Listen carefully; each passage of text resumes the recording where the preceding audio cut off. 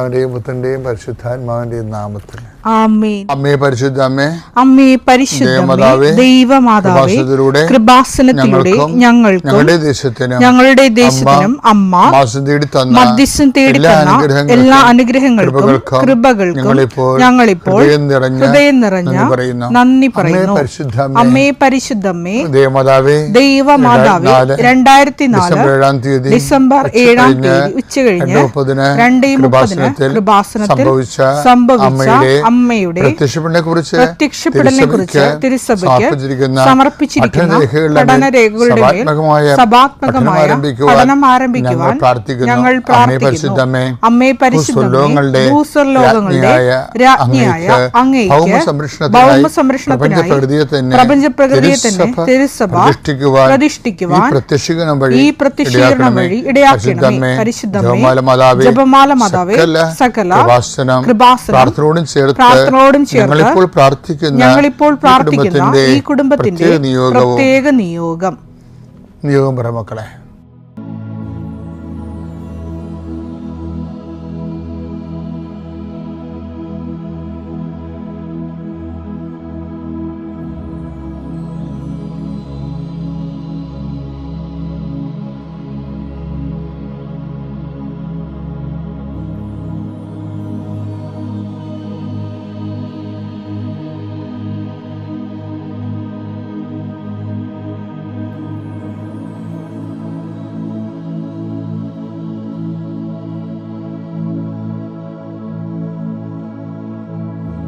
അമ്മയുടെ പ്രത്യക്ഷീകരണത്തിന്റെ ഈ അനുഗ്രഹവേളയിൽ ഞങ്ങൾക്ക് സാധിച്ചു തരുവാൻ കനിയണമേ. ആമേൻ. കർത്താവേ, നിന്റെ ഉന്നതമായ നാമത്തിന് സ്തോത്രം ചെയ്യുന്നു. കർത്താവേ, നിന്റെ വിശുദ്ധ പൗരോഹിത്യത്തെ മഹത്വപ്പെടുത്തണമേ. കർത്താവേ, സഭയിലുള്ള സാന്നിധ്യം പ്രകടമാക്കണമേ. 40 വർഷം ഞാൻ അർപ്പിച്ച കൃപാനയുടെ യോഗ്യതയാൽ കൃപാസ്ഥാനത്താരെ ജീവനോടെ പ്രത്യക്ഷപ്പെട്ട മാതാവിൻ്റെ മധ്യസ്ഥര് ഇന്ന് ജോലിക്ക് പോകുന്ന എല്ലാവരെയും ഈശോനാമത്തെ ഏൽപ്പിക്കുന്നു. നിങ്ങൾ കണ്ടുമുട്ടുന്ന വ്യക്തികളെ കർത്താവിൻ്റെ നാമത്തിൽ അനുഗ്രഹിക്കപ്പെടുകയും നിങ്ങൾ തമ്മിൽ സംസാരിക്കുന്ന വിഷയങ്ങളെ കർത്താവിൻ്റെ സംരക്ഷണത്തിലായിരിക്കുകയും ചെയ്യട്ടെ. നിങ്ങൾ യാത്ര ചെയ്യുന്ന വാഹനങ്ങളെ കർത്താവ് സംരക്ഷിക്കട്ടെ. യാത്ര തുടങ്ങിയ അവസാനം വരെ നിൻ്റെ ആകുലതകൾ, നിനക്ക് ആകുലത ഉണ്ടാക്കാൻ സാധ്യതയുള്ള വ്യക്തികളെ കർത്താവ് വഴിമാറ്റി വിടുകയും വേസ്റ്റായിട്ടുള്ള ടോക്കുകൾ ഉണ്ടാവാതിരിക്കാൻ കർത്താവ് നിന്നെ ബന്ധിക്കട്ടെ. നിൻ്റെ മനസ്സിനെ ഭരിപ്പിക്കുകയും പ്രയാസപ്പെടുത്തുകയും ഭാരപ്പെടുത്തുകയും ചെയ്യുന്ന വ്യക്തികളെ കണ്ടുമുട്ടാതിരിക്കാനും ആ സിറ്റുവേഷൻ ഒഴിവാകാനും കർത്താവ് നിന്നെ സഹായിക്കട്ടെ. അഥവാ അങ്ങനെയാണെങ്കിൽ ആ സമയത്ത് നീ വിശ്വപ്രമാണം ചൊല്ലിക്കൊണ്ട്, സ്വർഗസ്ഥനായ ചൊല്ലിക്കൊണ്ട് മനസ്സിൽ ഈ ദുരിത സാഹചര്യങ്ങളിൽ നിന്ന് നീ വിടുതൽ പ്രാപിക്കുന്നതിന് വേണ്ടി പരിശുദ്ധ അമ്മ നിനക്ക് വേണ്ടി മധ്യസ്ഥം വഹിക്കട്ടെ. ജോലി യാത്ര, പരീക്ഷയ്ക്കുള്ള യാത്ര, പരീക്ഷാ സമയം കർത്താവ് നിന്നെ അനുഗ്രഹിക്കട്ടെ. ജോലി ഇൻ്റർവ്യൂവിൻ്റെ സമയം കർത്താവ് നിന്നെ അനുഗ്രഹിക്കട്ടെ. നിൻ്റെ നല്ല റിസൾട്ടുകൾ നിനക്ക് വരാൻ ഈ റിസൾട്ട് കാത്തിരിക്കുന്നവരെ കർത്താവ് ആശീർവദിക്കട്ടെ.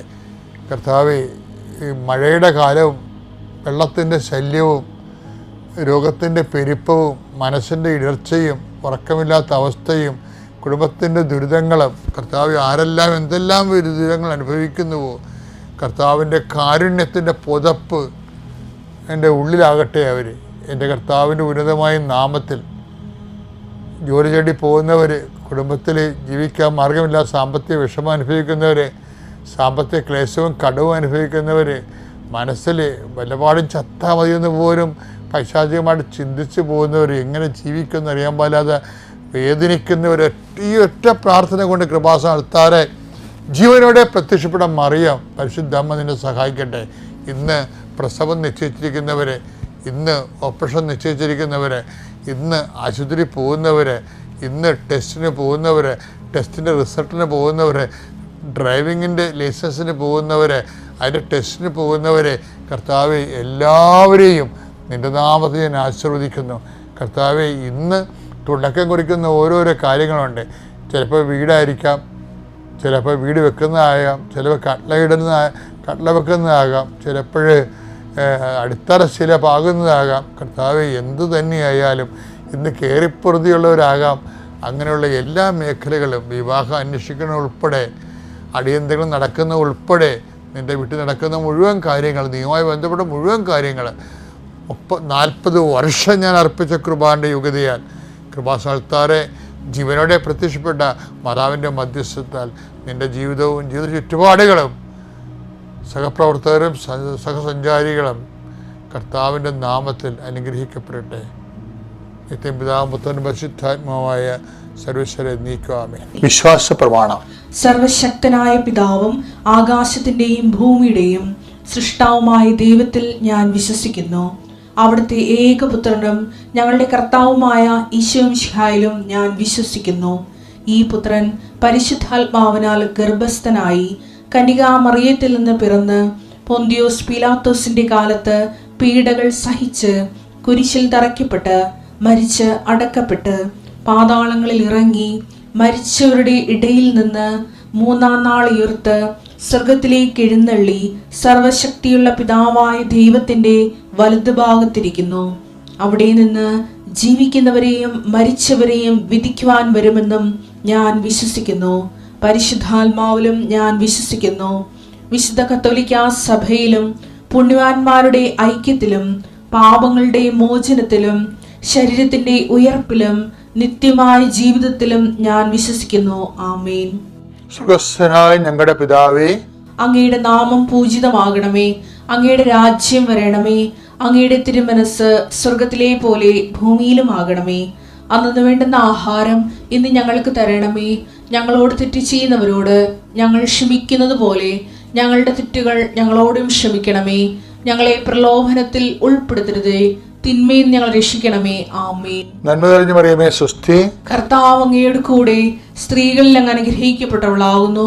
അങ്ങയുടെ ഉദരത്തിൻ ഫലമായി ഈശോ അനുഗ്രഹിക്കപ്പെട്ടവനാകുന്നു. പരിശുദ്ധ മറിയമേ, തമ്പുരാന്റെ അമ്മേ, പാപികളായ ഞങ്ങൾക്ക് വേണ്ടി ഇപ്പോഴും ഞങ്ങളുടെ മരണസമയത്തും തമ്പുരാനോട് അപേക്ഷിക്കണമേ. ആമേൻ. എൻ്റെ പ്രിയപ്പെട്ടവരെ, ഞാൻ നിങ്ങളോട് നേരത്തെ പറഞ്ഞിട്ടുണ്ടോ എന്നറിയത്തില്ല, ഇപ്പം എൻ്റെ മനസ്സിൽ വന്നൊരു കാര്യമാണ്. അതായത് ഈ ഇന്ത്യൻ ആത്മീയ മീമാംസകളിലെ ചില ന്യായങ്ങളുണ്ട്. ന്യായം എന്ന് വെച്ചാൽ മെത്തേഡ്, രീതികൾ. ഇപ്പോൾ ദൈവത്തെ കണ്ടെത്താൻ വേണ്ടി മനുഷ്യൻ ഉപയോഗിച്ചു വരുന്ന രീതികൾ. ഇപ്പോൾ ഇപ്പോൾ അതിനൊരു രീതിയാണ് മർക്കട ന്യായം. നിങ്ങൾ കേട്ട് കാണാം. മർക്കടൻ ന്യായം എന്ന് വെച്ചാൽ പിന്നെ ഒരു മാർജാര ന്യായം എന്ന് വെച്ചാൽ മർക്കടം എന്ന് പറഞ്ഞാൽ കുരങ്ങ് കുഞ്ഞിനെ ഉയർന്ന കമ്പുകളിലേക്ക് കൊണ്ടുപോകുന്നത് എങ്ങനെയാണ്? എടുത്ത് മുതുകത്ത് വെക്കും, അല്ലേ? എടുത്ത് മുതുകത്ത് വെച്ചിട്ട് കുരങ്ങ് ഇങ്ങനെ കുതുകാലിൽ ചാടി മുകളിലത്തെ കൊമ്പിൽ പോയിരിക്കും. അപ്പോൾ കുഞ്ഞ് മുതുകത്ത് അള്ളിപ്പിടിച്ചിരുന്നാലേ ഈ തള്ളക്കുരങ്ങൻ്റെ ഒപ്പം അവിടെ എത്തത്തുള്ളൂ. അപ്പോൾ അള്ളിപ്പിടിച്ചിരുന്നില്ലെങ്കിൽ കുഞ്ഞ് തെറിച്ചു പോകും. അപ്പോൾ കുഞ്ഞിൻ്റെ ഒരു ഇനിഷ്യേറ്റീവ് അവിടെ ഉണ്ട്. ഇനി പൂച്ച എങ്ങനെ ചെയ്യണം? മാർജാര ന്യായം എന്താണ്? മാർജാര ന്യായത്തിൽ ഇപ്പോൾ പൂച്ച അതിൻ്റെ കുഞ്ഞിനെയും കൊണ്ട് മച്ചും പുറത്തേക്ക് പോണത് മുതുകത്ത് ഇരുത്തിയല്ല, മറിച്ച് എങ്ങനെയാണ്? കടിച്ചോണ്ടാണ് പോണത്. അപ്പോൾ അവിടെ കൊച്ചിനൊന്നും ചെയ്യാനില്ല, അമ്മയാണ് എല്ലാം ചെയ്യണത്, അല്ലേ? തള്ളപ്പൂച്ചയാണ് കടിക്കണേ. ഇതിനെ മാർജാര ന്യായം എന്ന് പറയുന്നത്. ഇപ്പോൾ എന്താ അതിൻ്റെ ആപ്ലിക്കേഷൻ എന്ന് പറഞ്ഞാൽ എന്താണെന്ന് വെച്ച് കഴിഞ്ഞാൽ, നമ്മൾ ദൈവത്തിൻ്റെ ആത്മീയത വളരുന്നതിന് 2 ന്യായങ്ങൾ ഉപയോഗിക്കാം. കുരങ്ങിനെ പോലെ നമ്മൾ ദൈവത്തെ പിടിവിടാതെ വിശുദ്ധിയോടെ പരസ്യ പ്രവർത്തനങ്ങളോടെ ദൈവത്തിൽ അള്ളിപ്പിടിച്ചിരിക്കും. ദൈവം നമ്മളെ ഉയർത്തിക്കൊണ്ടുവരും. മറ്റത് നമ്മളൊന്നും ചെയ്യത്തില്ല, അവിടെ നമുക്ക് റോളില്ല. ഒരു ഭാഗം കഴിഞ്ഞാൽ പിന്നെ നമ്മളുടെ കഴിവിന് വലിയ അർത്ഥമില്ല. ദൈവം തന്നെ നമ്മളെ സഹായിക്കണം. ദൈവം തന്നെ, തള്ളപ്പൂച്ച തന്നെ കുഞ്ഞിനെ കടിച്ചുകൊണ്ട് പോകണം. അപ്പോൾ അതുപോലെ അവിടെ ദൈവത്തിനാണ് പ്രാധാന്യം. അതുകൊണ്ടാണ് ഈ നമ്മളിതിൽ ഇപ്പോൾ ചില വചനങ്ങളൊക്കെ ദൈവത്തിൻ്റെ മാത്രം ഈ മാർജാര ന്യായത്തിൽ ചെയ്തിരിക്കുന്ന കുറേ വചനങ്ങളുണ്ട്. വചനം ബൈബിളിലുണ്ടത്. ജെറമിയ 29:14 എടുത്തേ. നിങ്ങൾ എന്നെ കണ്ടെത്താൻ ഞാൻ ഇടയാക്കുമെന്ന്. അവിടെയാണ് മാർജാര ന്യായമാണത്. അതായത് ദൈവമാണ് ഇനിഷ്യേറ്റീവ് എടുക്കുന്നത്. നിങ്ങൾ എന്നെ കണ്ടെത്താൻ ഞാൻ ഇടയാക്കുമെന്ന് പറയണത് അല്ലേ. അപ്പം നമ്മൾ ദൈവത്തെ ആഗ്രഹിച്ചാൽ ചില നമുക്ക് കണ്ടെത്താൻ ഒരു ടൈം കഴിഞ്ഞാലേ അത് ആത്മീയത വളർച്ചയുടെ ഒരു ഉയർന്ന ഘട്ടങ്ങളിൽ വരണമെന്നാണ് തോന്നുന്നത്. അതായത് ദൈവം തന്നെ നമുക്ക് വെളിപ്പെടുത്തും. ഇപ്പോൾ എബ്രഹാത്തിനൊക്കെ അങ്ങനെയല്ല ചെയ്തത്. എബ്രഹാത്തിന് ദൈവത്തെക്കുറിച്ച് വലിയ കൺസെപ്റ്റ് ഇല്ലായിരുന്നില്ല. അപ്പം ആത്മീയതയുടെ ആദ്യഘട്ടത്തിലും അവസാന ഘട്ടത്തിലും മാർജാര ന്യായമാണ് ആപ്ലിക്കേഷൻ വരണത്. ആദ്യഘട്ടത്തിൽ എബ്രഹാത്തിന് അറിയത്തില്ല. ദൈവം തന്നെ വെളിപ്പെടുത്തിയപ്പോഴാണ് എബ്രഹാത്തിന് ദൈവത്തെ മനസ്സിലായത്. അപ്പം അങ്ങനെ ഒരു കണ്ടീഷനുണ്ട്. പക്ഷേ ഇന്ന് നമ്മുടെ മനസ്സിനൊരു ആഗ്രഹം ഉണ്ടാകണം. എബ്രഹാത്തിനൊരു ആഗ്രഹം ഉണ്ടായിരുന്നു അവിടെ ഈ മ്ലേച്ഛമായ ജീവിത രീതിയൊക്കെ ഏത് കാരണം. എബ്രഹാത്തിന് ഇതല്ല ജീവിതം എന്നുള്ള ഇതിനേക്കാൾ സത്യസന്ധമായ ഒരു ജീവിതത്തിൻ്റെ തീരത്തിലേക്ക് വരണം എന്ന് ആഗ്രഹിക്കുമ്പോഴാണ് ദൈവം പറയണത്, നിൻ്റെ മനസ്സിൽ ആഗ്രഹം പോലെ ഞാൻ നിന്നെ കൊണ്ടുപോകാം, ഞാൻ ചൂണ്ടിക്കാണിക്കുന്ന ദേശം നിനക്ക് തരാം, അവിടെ നീ പെരുകും, എൻ്റെ വചനമനുസരിച്ച് നിനക്ക് അവിടെ ജീവിക്കാം, അതാണ് നിൻ്റെ വാഗ്ദാന നാട് എന്നൊക്കെ പറയണത്. അത് ദൈവം ഇനിഷ്യേറ്റീവ് എടുക്കണതാണ്. അതുപോലെ ഈ പാപത്തിൻ്റെ കാര്യവും ഇങ്ങനെയാണ്. നമ്മളീ പാപത്തിന് അയ്യോ ദൈവമേ ഞാൻ പാപിയാണല്ലോ എന്നെ സഹായിക്കണേ, ഞാൻ ഇടയ്ക്കൊക്കെ പാപത്തിൽ വീഴുന്നുണ്ടല്ലോ, എന്നെ ആര് രക്ഷിക്കുമെന്നൊക്കെ പറഞ്ഞ് മനുഷ്യൻ്റെ അന്തരംഗത്തിൽ പ്രാർത്ഥനയില്ലേ, ആര് രക്ഷിക്കുമെന്ന്. റോമ 7:24 ഞാൻ ദുർഭകനായ മനുഷ്യൻ, അതെ, മരണത്തിന് അധീനമായ ഈ ശരീരത്തിൽ നിന്ന് എന്നെ ആര് മോചിപ്പിക്കും. അതാണ് അത്. ഉള്ളിൽ നമുക്ക് പാപകരമായ അവസ്ഥയിൽ നിന്ന് ആരും മോചിപ്പിക്കും എന്ന് നമുക്കൊരു അന്തരാത്മാവിൽ ഒരു ആഗ്രഹം ഉണ്ടായാൽ ദൈവം നമ്മളെ സഹായിക്കും. ദൈവം നമ്മളെ സഹായിക്കുക വെച്ചാൽ ഇപ്പോൾ ഉദാഹരണത്തിന് സങ്കീർത്തനം 103:12 എടുത്തേ. കിഴക്കും പടിഞ്ഞാറും തമ്മിൽ ഉള്ളത്ര അകലത്തിൽ നമ്മുടെ പാപങ്ങളെ അവിടുന്ന് നമ്മിൽ നിന്ന് അകറ്റി നിർത്തി. അതാണ് വിഷയം. പാപങ്ങൾ ഇപ്പം ഞാൻ പാപത്തിലാണല്ലോ, പാപജീവിതത്തിൽ അകപ്പെടി, എൻ്റെ ചുറ്റുമുള്ള ആൾക്കാരെല്ലാം പാപികളാണല്ലോ. ഇപ്പം നീ ചെന്ന് കല്യാണം കഴിച്ച് ചെന്നൊക്കെ വീട് ഞായറാഴ്ച കുർബാന പോലും ഇല്ലാത്ത വീടായിരിക്കും. അവർക്ക് കുടുംബപ്രാർത്ഥനയൊക്കെ അത് ഷെയിമാണ്. അപ്പം അതുകൊണ്ട് ഇങ്ങനെയുള്ള കാര്യങ്ങളൊന്നും നമ്മളെക്കൊണ്ട് പോലും അവർ ചെയ്യിക്കരുത്, ആക്ഷേപിക്കും. പള്ളിപ്പോയി ഞങ്ങൾ പാപികളെന്നൊക്കെ പറഞ്ഞ് ഡയലോഗൊക്കെ ഫിറ്റ് ചെയ്യും. ഇവനൊക്കെ പുഴുത്ത് പട്ടി ചാകനകൾ കഷ്ടമായിട്ട് ഞാൻ ചാകത്തുള്ളൂ, അപ്പോൾ നിങ്ങളോട് അച്ഛൻ ശപിക്കുക. അങ്ങനെയല്ല. എനിക്ക് 40 വർഷത്തെ ഇടവക ജീവിതവും ഉണ്ട്. ഞാൻ ഇങ്ങനെയുള്ള ഒത്തിരി വെറൈറ്റീസ് കണ്ടിട്ടുണ്ട്. അവർ ഇതുപോലെ നല്ല തണ്ടും തണിയും പാർട്ടിയും പൊന്നും പണമൊക്കെ ഉണ്ടായിരുന്ന കാലത്ത് ദൈവത്തെ തള്ളിപ്പറയും. ഇതിൽ അവൻ്റെയൊക്കെ കുറ്റബോധം മറച്ചു വെക്കാൻ വേണ്ടി മറ്റുള്ളവരെ ആക്ഷേപിക്കും. പക്ഷേ ഇവരൊക്കെ അവസാനം ചെന്ന് ചാടുന്ന കണ്ടിട്ടുണ്ട്. അവരൊക്കെ ഞാൻ തന്നെ പെട്ടിലെടുത്തുകൊണ്ട് പോന്നിട്ടുണ്ട്. കാര്യം നമ്മളൊക്കെ ഓരോരോ പള്ളി ചെല്ലുമ്പോഴും ഓരോ ഇടവക ചെല്ലുമ്പോഴും ഒക്കെ ഉണ്ടാകുന്ന ഓരോ ആൾക്കാരുടെ പലതരം ആൾക്കാർ, എല്ലാവരും നല്ലവരൊന്നും അല്ലല്ലോ. അപ്പോൾ ഇതുപോലെയുള്ള ആൾക്കാരുണ്ട്, ദൈവത്തിന് എതിരെ സംസാരിക്കുന്ന ആൾക്കാരുണ്ട്. പക്ഷേ എന്നാലും നമ്മളവിടെ ചെല്ലുമ്പോൾ ദൈവം ഈ നരകത്തിൽ എങ്ങനെ ജീവിക്കുന്നതൊക്കെ നമ്മൾ ഓർക്കുമ്പോഴും ഈ ഒരു പ്രൊവിഷൻ കൊടുക്കണം. എന്താണ്? ഈ പാപകരമായ കിഴക്ക് പടിഞ്ഞാറിൽ നിന്ന് എന്തുമാത്രം അകന്നിരിക്കുന്നു, അതുപോലെ കിഴക്കും പടിഞ്ഞാറും തമ്മിൽ ഉള്ളത്ര അകലത്തിൽ നമ്മുടെ പാപങ്ങളെ അവിടുന്ന് നമ്മിൽ നിന്ന് അകറ്റി നിർത്തി. ദൈവം അകറ്റി നിർത്തിയെന്ന്.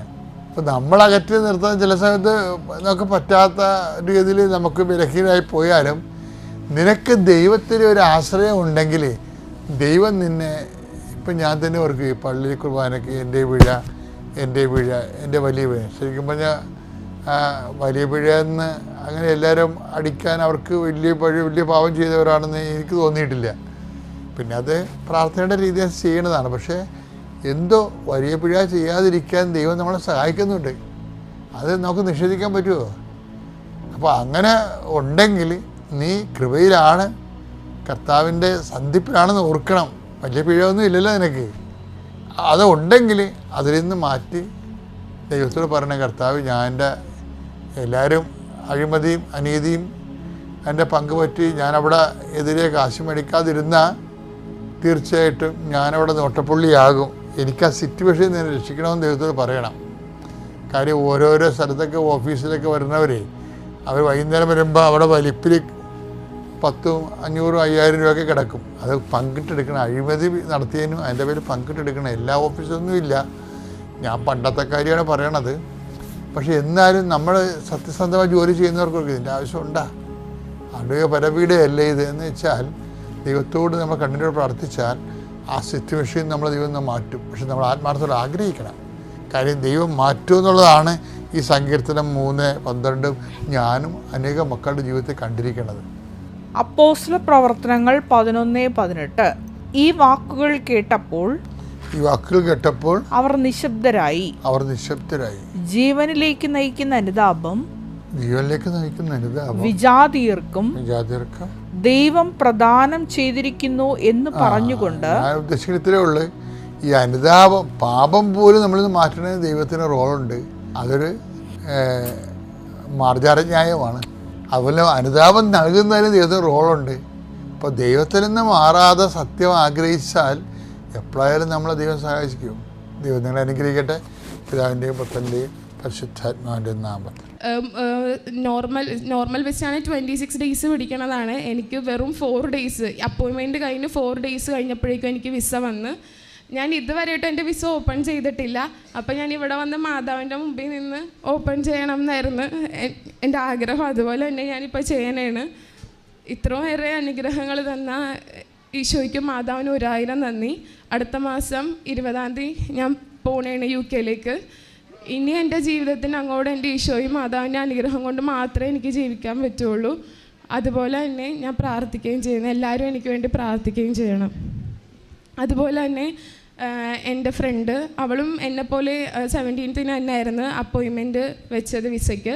അവൾക്ക് എന്നേലും മുമ്പായിരുന്നു അപ്പോയിൻമെൻറ്റ്. അപ്പോൾ എനിക്ക് ആദ്യം വന്ന് കണ്ടപ്പോഴേക്കും സ്വാഭാവികമായിട്ട് നമുക്ക് ടെൻഷനാകും, എന്താണ് വരാത്തത്, ഇനി റിജക്ഷൻ വല്ലതും വന്നാൽ അങ്ങനെ ഒരു ടെൻഷൻ. അപ്പം ഞാൻ അവളുടെ അടുത്ത് പറഞ്ഞു, നീ പേടിക്കൊന്നും വേണ്ട, ഞാൻ സാക്ഷ്യം പറയാൻ പോകുമ്പോൾ എൻ്റെ പാസ്പോർട്ട് ഓപ്പൺ ചെയ്യും. എൻ്റെ പാസ്പോർട്ട് ഓപ്പൺ ചെയ്യണതിന് മുമ്പ് നിനക്ക് എന്തായാലും മാതാവ് വിസ തരും, നീ പേടിക്കണ്ടെന്ന് പറഞ്ഞില്ല. ഇന്ന് ഞാൻ വന്ന് അവൾക്ക് ഇന്നലെ വിസ വന്ന്. അങ്ങനെ അവൾക്കും അതൊരു വലിയ അത്ഭുതമായിട്ട് അനുഗ്രഹമായിട്ട് തീർന്നു. ഇത്രയേറെ അനുഗ്രഹങ്ങൾ തന്ന ഈശോയ്ക്കും മാതാവിനും 1000 നന്ദി.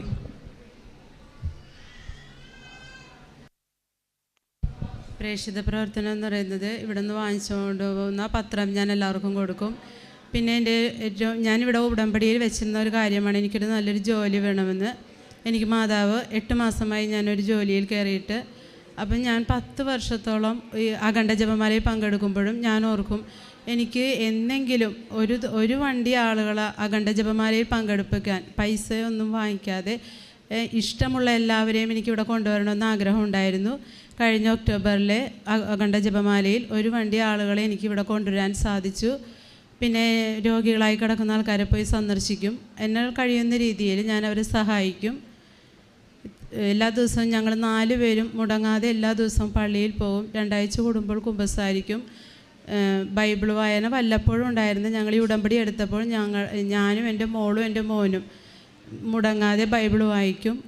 പ്രത്യക്ഷീകരണ പ്രാർത്ഥന മുടങ്ങാതെ ചൊല്ലും. ഞങ്ങൾ 4 പേരും കൂടിയാണ് പ്രത്യക്ഷീകരണ പ്രാർത്ഥനയും ഉടമ്പടി പ്രാർത്ഥനയും ചൊല്ലുന്നത്. കുടുംബ പ്രാർത്ഥന ഞങ്ങൾ ഇതുവരെ മുടക്കിയിട്ടില്ല.